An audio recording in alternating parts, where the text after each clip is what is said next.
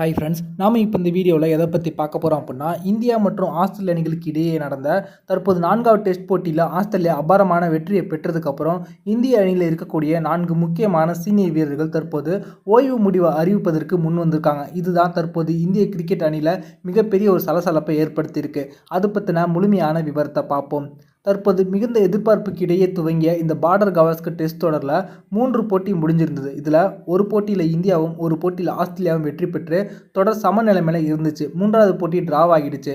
4வது டெஸ்ட் போட்டியில் பார்த்தீங்கன்னா தற்போது பெரிய எதிர்பார்ப்புகளோடு 2 அணிகளும் மோதினாங்க. 2 அணிகளுமே சம பலத்தோடு இருந்ததன் காரணத்தினால ஆட்டம் 5வது நாள் வரைக்கும் போணுச்சு. நிதிஷ்குமார் ரெட்டி அவர்களுடைய அதிரடியான சதத்தின் மூலமாக இந்திய அணி ஒரு நல்ல ஸ்கோரை எட்ட முடிஞ்சுது. ஆனால் 5வது நாளில் இந்திய அணி 333 அப்படின்ற ஒரு மெகா டார்கெட்டை நோக்கி விளையாடும் போது பார்த்தீங்கன்னா சீனியர் வீரர்களான ரோஹித் சர்மா, விராட் கோலி, KL ராகுல் போன்ற வீரர்கள் சொற்ப ரன்கள் ஆட்டமிழந்ததன் காரணத்தினால இந்திய அணி இந்த போட்டியில் 184 ரன்கள் வித்தியாசத்தில் தோல்வியை தழுவியிருக்காங்க.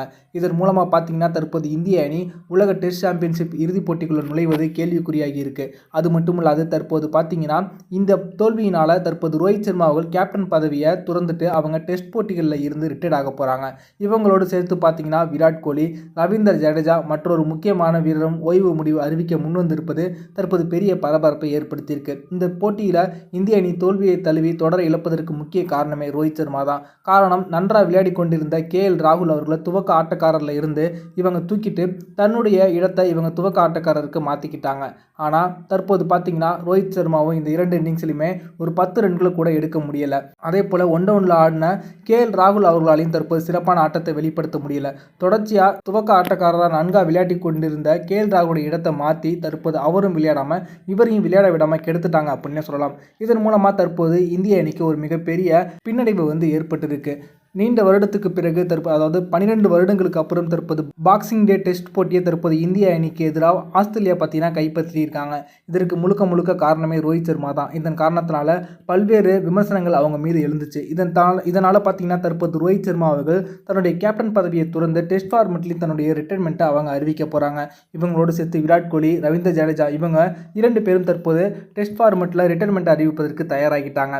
தற்போது மற்றொரு முக்கியமான வீரர் யாருன்னா ஜஸ்பிரீத் பும்ரா தான். இவங்க பார்த்தீங்கன்னா என்னால் இந்த டெஸ்ட் தொடரில் இந்திய அணியை வச்சுக்கிட்டு விளையாட முடியலை.